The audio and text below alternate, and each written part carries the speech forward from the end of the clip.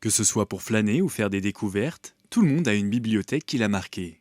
Des Avonchets à Châtelaine en passant par Vernier Village, chacune d'elles possède une section adulte et jeunesse ainsi qu'un accès internet et Wi-Fi. J'ai été engagée quand cette bibliothèque de Vernier a ouvert. Avant, elle était dans le sous-sol d'une école. Enfin bref, c'était des lieux pas vraiment adaptés. On accueille les crèches, les jardins d'enfants, ce qu'on appelle les EVE, les espaces de vie enfantine. On les accueille à la bibliothèque. Et puis ici à Vernier, les écoles primaires. On est à la bibliothèque des Avonchets, au centre du quartier des Avonchets, à l'intérieur du centre commercial. C'est quand même un quartier très particulier. Il y a pas mal de gens qui disent que c'est un peu comme un village dans la ville. Et donc c'est vrai que notre public, je dirais 95% de notre public habite les Avonchets. Notre public est composé principalement des gens du quartier. Donc vous avez vu, on est situé au bord de la route, à la hauteur de l'arrêt du bus. On est très visible maintenant. Je dirais que la caractéristique par rapport aux deux autres bibliothèques, c'est peut-être que nous, on a vraiment un gros lectorat d'enfants. On a une petite particularité, je dirais, c'est qu'on a beaucoup d'inscriptions dans cette bibliothèque par rapport aux deux autres. Mais les gens ne restent pas, c'est pas forcément toujours des lecteurs fidèles qui restent 10 ans, 15 ans. C'est un public qui va, qui vient. Plus de 60 000 documents sont à disposition du public. Il s'agit principalement de romans, de bandes dessinées, de magazines ou encore de DVD. On a un seul catalogue de nos ouvrages pour les 3 bibliothèques. Ça nous permet de, par exemple, pas avoir les livres 3 fois si ce n'est pas nécessaire, parce que des échanges sont possibles. C'est possible d'emprunter aux Avonchets un livre qui appartient à Châtelaine, moyennant quelques jours de délai. Mais en quoi consiste le métier de bibliothécaire de nos jours ? Le métier de bibliothécaire est très sympa parce que c'est un métier très varié, où il y a beaucoup de volets, des volets plus de manuels, d'autres plus intellectuels. On peut vraiment faire des tâches variées sur la journée. Un des gros morceaux du métier, c'est donc forcément l'accueil des publics, le conseil et le prêt de livres. Pour notre travail de back-office, j'ai envie de dire, il n'y a pas eu beaucoup de changements d'informatique. Mais par contre, pour les services au public, là, ça évolue rapidement. On a maintenant des tablettes à disposition du public.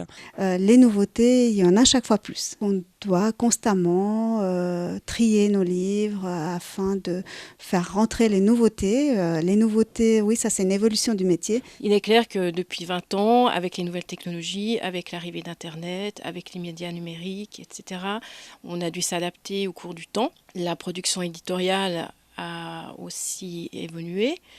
Moi, je travaille en secteur jeunesse.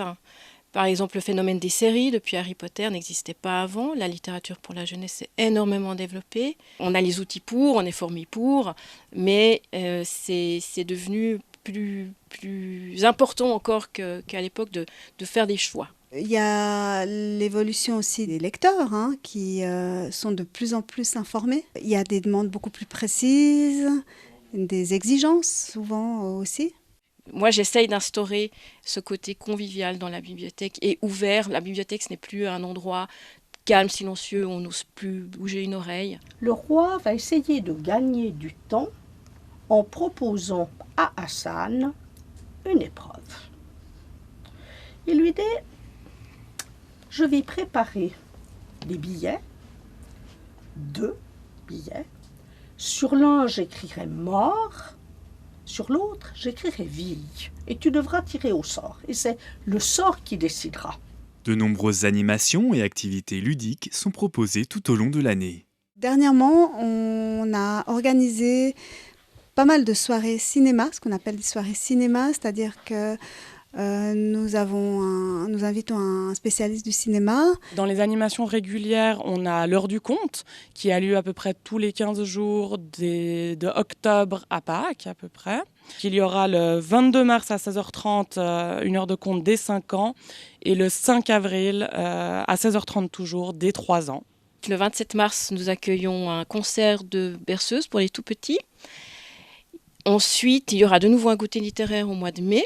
Ce qu'on organise chaque année aussi, ce sont les transats, les transats lecture, c'est-à-dire que dans le parc attenant à la bibliothèque, le parc Chauvet-Lulin, on met à disposition des citoyens des chaises longues, des livres, des magazines, pour profiter du magnifique parc et d'un moment de lecture en été de détente. Enfin, un catalogue en ligne existe, permettant de savoir en temps réel si les documents sont disponibles ou empruntés, et donnant également accès aux nouveautés des bibliothèques vergnolanes.